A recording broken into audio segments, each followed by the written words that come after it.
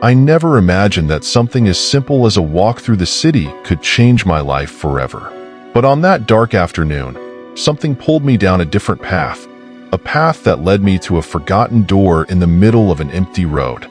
The fog was so thick I could barely see beyond my own steps, and when the door opened, everything I knew disappeared. That corridor, that mysterious figure. What happened next was beyond anything anyone could imagine.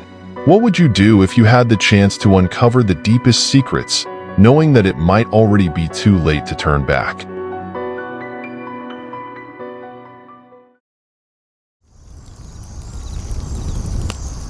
I couldn't get the idea of visiting Bodie out of my head. For years, I had heard stories about the ghost town buried in the California desert, where the wind seemed to whisper the secrets of those who lived and died there. I'd been told about the crumbling buildings, the abandoned church, and of course, the legend that made visitors hesitate. Anyone who stole anything from the site would bring a curse upon themselves. I thought it was nonsense, a superstition made up to protect the place from looters. I decided to go alone. I wanted time to explore at my own pace, without distractions or annoying tourists.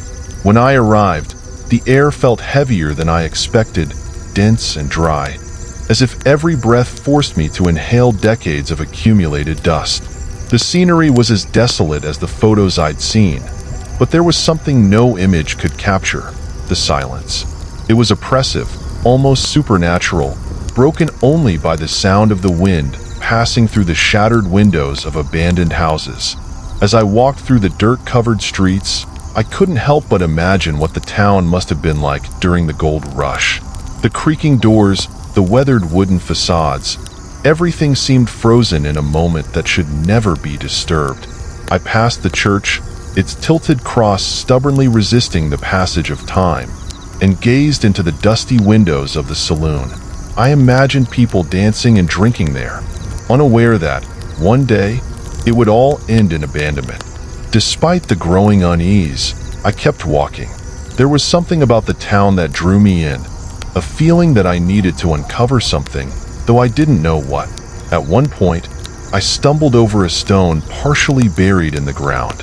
It was small, with an orange hue that glinted in the sunlight. Without much thought, I knelt and picked it up. Its rough texture reminded me of something raw, unpolished. In that moment, I remembered the stories about the curse. A smile crossed my face. How could a simple rock bring bad luck? There's nothing supernatural about this, I thought, slipping the stone into my pocket. It was just a harmless souvenir to remember the adventure. I kept exploring for a few more hours, taking pictures and trying to imagine what it was like to live in such a place, isolated and surrounded by dangers. Before leaving, I took one last look at the town. The sun was setting, painting the sky in shades of red and casting long shadows across the empty streets. That's when I felt, for the first time, something strange, a sensation of being watched. I looked around, but no one was there, just the empty houses and the vast desert. I shook my head, laughing at myself. Maybe the absolute silence was messing with my mind. I got in the car and started driving back. As the town disappeared in the rearview mirror, I felt a strange weight in the pocket where I had placed the stone. It seemed heavier than before, but I decided to ignore it. On the way home, I tried playing some music to break the silence, but the radio only produced static. My phone, which had shown a weak signal earlier, was now completely dead. The discomfort began to grow, but I forced myself to focus on the road. "It's just my mind playing tricks," I muttered, though I couldn't fully convince myself.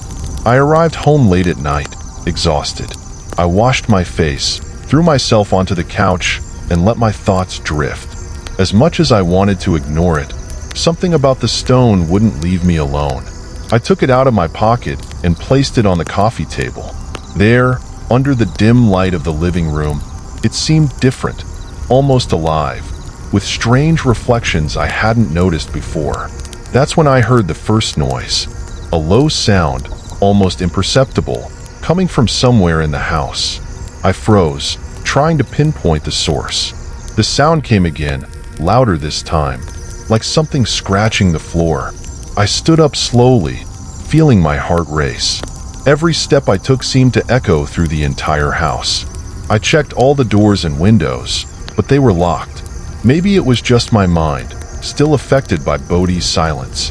When I returned to the living room, the stone was no longer where I had left it. I couldn't sleep that night. Something inside me knew that something was wrong, but I couldn't understand what. The silence in my house seemed heavier than ever, as if the house itself was waiting for something. When morning came, I was exhausted, my eyes swollen from trying to sleep but failing. The first thing I did when I woke up was look for the stone, and I realized it was gone. My heart raced, and a cold shiver ran down my spine. How could it have disappeared so quickly? I was sure I left it on the coffee table before going to bed. I tore the house apart, searching every corner, opening drawers and looking under furniture. Nothing. The stone was nowhere to be found. I went outside, checking under the plants, along the path to the gate, but there was no sign of it falling or being moved. Nothing made sense. I tried to convince myself that I was overreacting, that I had left the stone somewhere and simply forgotten.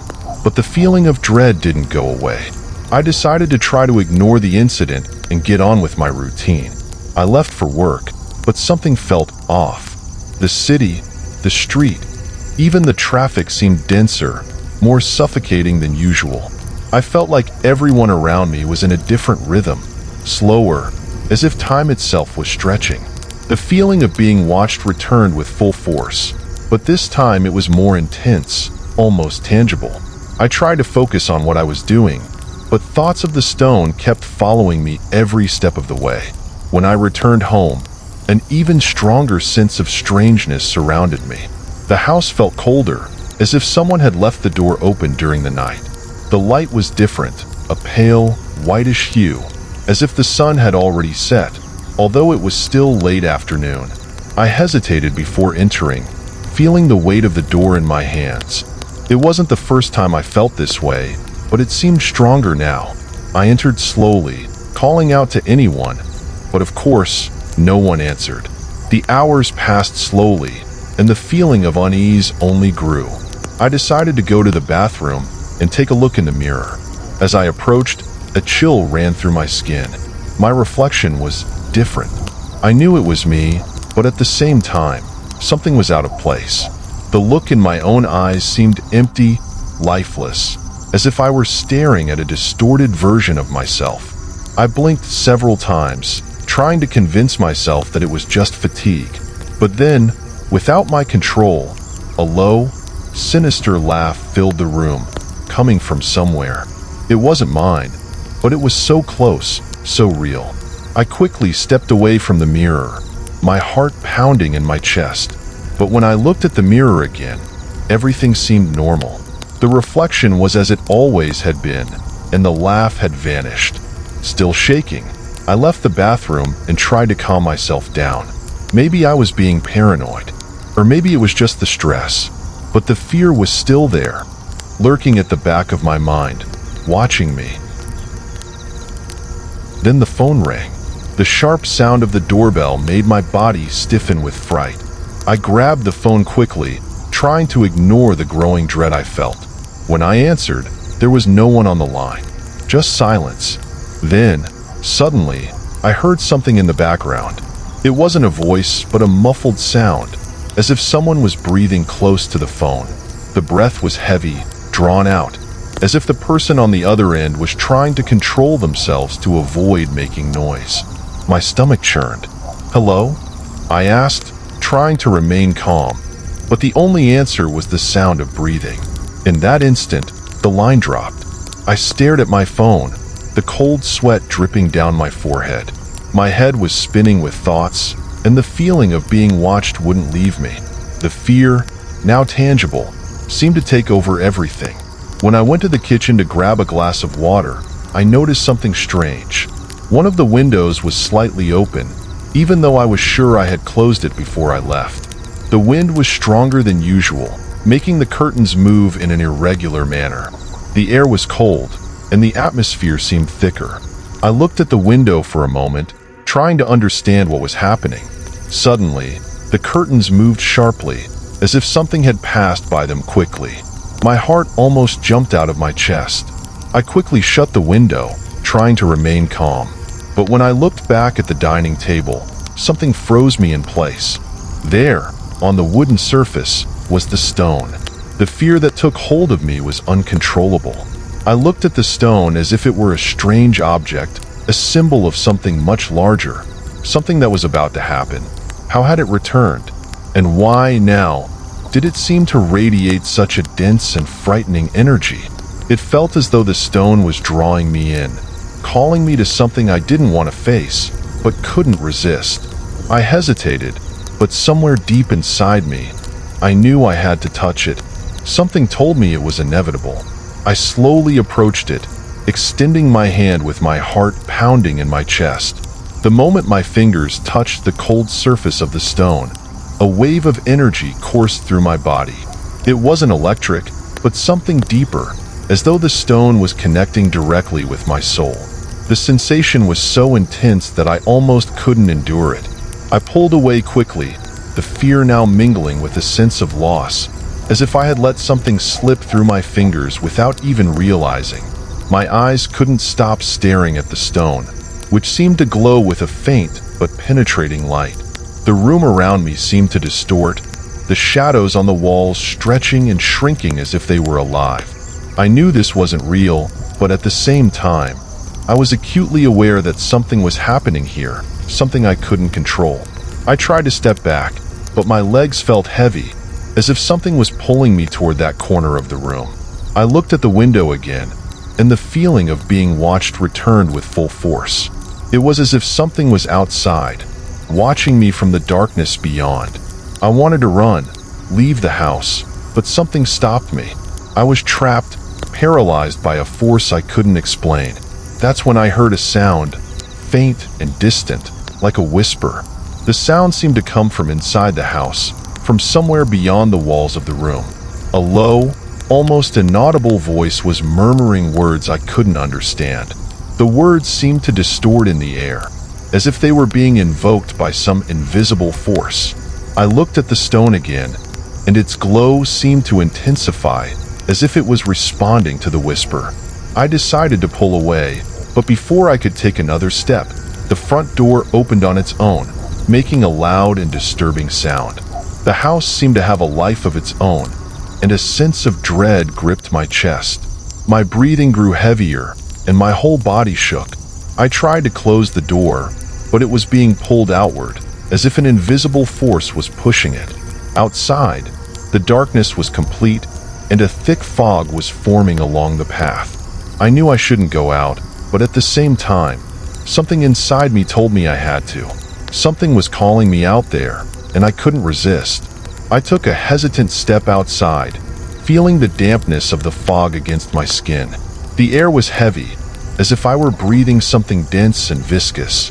As I walked down the street, the city lights seemed to flicker out one by one, until only the absolute darkness remained. I knew I was heading in the right direction, but at the same time, a deep fear consumed me. The sound of my footsteps seemed muffled by the fog, and the silence surrounding me was absolute. I couldn't hear anything except my own breath, and that only heightened the feeling that something was lurking, waiting. As I approached the town's central square, the fog grew denser, and I could barely see ahead. That's when, in the midst of the darkness, I saw a figure. It stood in the center of the square, dressed in dark clothing, almost blending into the mist. I froze. The figure didn't move, but I felt a pressure in the air, as if it was waiting for me. My instinct screamed at me to run, but something inside me kept me frozen. I knew that figure had something to do with what was happening, with the stone, with everything. It was as if I were being drawn to it, as if it were the key to solving the mystery or the door to my final fate. I didn't know if I was ready, but I knew I had no choice but to move forward. The figure, without moving, seemed to observe me with an intensity one couldn't comprehend. I tried to speak, to ask who it was, but my voice wouldn't come out. The fear completely consumed me. Then, without saying a word, The figure slowly raised its hand, pointing toward the fog in front of it. And it was at that moment that I knew. Something was about to happen, something that would change everything. The figure in front of me remained motionless, pointing toward the mist that enveloped the square.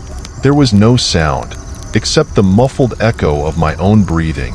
Fear, now mixed with an immense sense of curiosity, drove me to take a step forward, more by impulse than conscious decision. Every movement seemed to be guided by something greater than myself, a force I didn't understand, but that irresistibly drew me in. The sensation of being watched grew stronger, and despite the biting cold, my body began to sweat, as though I were being tested by something beyond my comprehension. I approached the figure, and as I did, the surroundings seemed to distort even further. The shadows in the square took on strange contours, and the mist appeared to move in almost supernatural ways, as if it were alive, shifting around me. Each step I took brought me closer not only to the figure, but to something deeper and more incomprehensible. The air grew heavier, as if it were difficult to breathe, and a sense of claustrophobia took over me. I reached the figure, but I still couldn't see its face. The mist around it seemed to obscure everything, as if its very presence were sucking in the light. I could feel the presence of something dark, something that was coming closer, something that didn't want to be seen. The silence surrounding us was absolute, denser than any silence I had ever experienced. Fear paralyzed me, but at the same time, a strange feeling told me that I should move forward. It was then that the figure began to move, but with a slowness so disturbing that it seemed more like a shadow stretching, as if it were merging with the darkness. There was no expression on its face, but I felt a pressure, a sense that it knew more than I did, that it already knew what was to come. The figure raised its other hand and pointed toward the darkness ahead, beyond the square. I wanted to ask who it was, what was happening, but the words wouldn't come. There was no room for questions. Something told me those answers weren't for me. I didn't know why, but somewhere inside me, I knew I had to follow the direction indicated. Something told me that whatever lay beyond that square was the key to understanding all of this. And even with the terror eating away at my insides, I couldn't control myself. I began walking toward the direction the figure had pointed, each step growing heavier, more uncertain. As I walked, the mist grew thicker, and I could barely see my hands in front of me. The world around me was reduced to shadows and fog, yet something seemed to move in the darkness. I didn't know if it was just my eyes, tired and terrified, but there was something there, something I couldn't understand. My body trembled, but my legs kept moving, propelled by the force of a will that didn't seem like my own. Fear now transformed into a necessity, as if I were on a quest for something or someone. Suddenly, the sound of footsteps interrupted the silence. They weren't my footsteps. They were someone else's. They approached quickly, and I didn't know what to do. Fear gripped me, and a sense of despair overwhelmed my mind. I wanted to run, but I couldn't move. All I did was continue walking, as if I were being dragged by something greater than me. It was a sense of inevitability, a feeling that I was heading towards something I couldn't escape. Then, from the mist, a figure appeared. It emerged so suddenly that I barely had time to react. It was a man, or at least he appeared to be a man, but his eyes were empty, like black holes. His body was wrapped in a dark cloak, which seemed to absorb the light around it. He stood still in front of me, and his empty eyes stared at me in a way that made me feel like my soul was being laid bare before him. He didn't say a word, but I knew he was there for a reason. He was the reason I was here, in the mist, not knowing where to go. My breathing became irregular, and a sense of despair invaded me. I wanted to scream, run, get away, but something stopped me. The man extended his hand to me slowly, as if inviting me to follow. Something inside me told me I shouldn't go, that this was a mistake, but I couldn't resist. Something was beyond me, beyond any fear or logic. I took a step forward, more out of fear than desire. The man still watched me, and his hand remained extended, waiting, as if he already knew what I would do. At that moment, the mist parted in front of me, revealing a narrow and winding path that descended into deeper darkness. I knew this was where everything would begin to be revealed, where the mystery would unfold. But I also knew that nothing would ever be the same again. I was about to enter a place from which I didn't know if I would be able to leave. The narrow road continued to descend, the air growing denser as I moved farther from the square. Each step seemed to pull me towards a distant place, as if I were heading toward an inevitable destination. The fog consumed everything around me, turning my surroundings indistinguishable. The man's footsteps echoed behind me, as if he were following me, but I dared not look back. Fear paralyzed me, but something deeper, something mysterious, compelled me to keep going. As I descended, I noticed that the path became more winding. The uneven terrain made walking difficult, but what struck me the most was the profound silence that surrounded me. There was no wind, no city noise, just the muffled sound of my own steps and the ones of whoever was following me.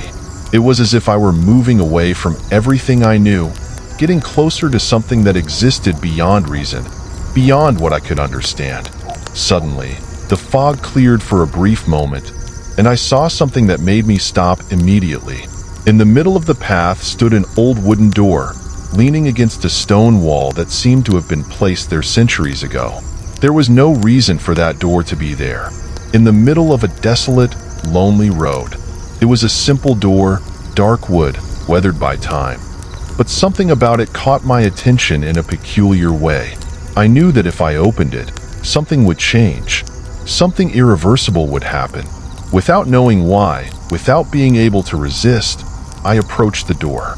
The feeling of being watched intensified, and I could swear that the man, the one who was still following me, was closer. I couldn't see him, but I could feel him there, watching every move I made. A shiver ran down my spine, but my trembling hands still reached for the doorknob. It was cold to the touch, colder than any metal I had ever felt. A cold sweat broke out on my forehead. When the door opened with a low creak, a strong smell of mold and old wood flooded my senses. What lay beyond that door was a long corridor, dimly lit, its walls covered with moss and cracks. The air was even heavier than before, as if the very place were sucking the energy out of everything around me. There was no turning back now. I knew, with certainty, that this corridor would lead me to something that I wasn't prepared to face. Fear tried to paralyze me, but curiosity, impulse, the need to know what lay behind the door, forced me to take a step forward. As I entered, the door shut behind me with no sound at all. All that remained was the sound of my heartbeat, pounding erratically. I was inside, trapped in a place that seemed to exist outside of time, outside of reality. The walls around me seemed to close in, and a sense of claustrophobia overtook me. As I moved down the corridor, the smell of mold grew stronger. Something seemed to move in the shadows, something that shifted quickly as I advanced. I could feel eyes, whoever or whatever was there, fixed on me. Each step seemed to guide me to an unknown and terrifying future. I didn't know what to expect, but a voice in my mind whispered that I was getting closer to the end. Finally, the corridor opened up into a large room, lit only by a candle in the center. The flame flickered, casting shadows on the walls. As I looked around, I saw severed figures and suspended bodies, their faces expressionless. The feeling of being in a dark, abandoned place overwhelmed me, and the air was thick with a malevolent energy. I was surrounded by souls that seemed trapped, eternally waiting for something, perhaps redemption or just oblivion. Before I could react, the figure of the man appeared before me. His empty eyes were locked on mine, and somehow, I knew he was the key to everything that was happening. He was there to show me the truth, and with his presence, everything around me seemed to become clearer, sharper. He extended his hand, and something inside me knew I shouldn't refuse. There was no turning back. I had come this far for a reason, and that gesture was the conclusion of the journey. The man didn't speak, but his presence said everything. I was standing at the end of a search, and the path ahead was uncertain, but inevitable. With his hand extended before me, the man spoke only one word, a word that resonated deeply within my soul, as if the earth and the sky were speaking it together. A word that represented the end of everything I knew. Now, the room fell silent, and time, which had seemed to flow slowly before, stopped. Everything I knew, all the answers, all the questions, were about to be revealed. I reached out my hand and touched his, and in that moment, everything around me unraveled. I was ready to see what lay beyond the veil, beyond the reality I knew. I had crossed the line.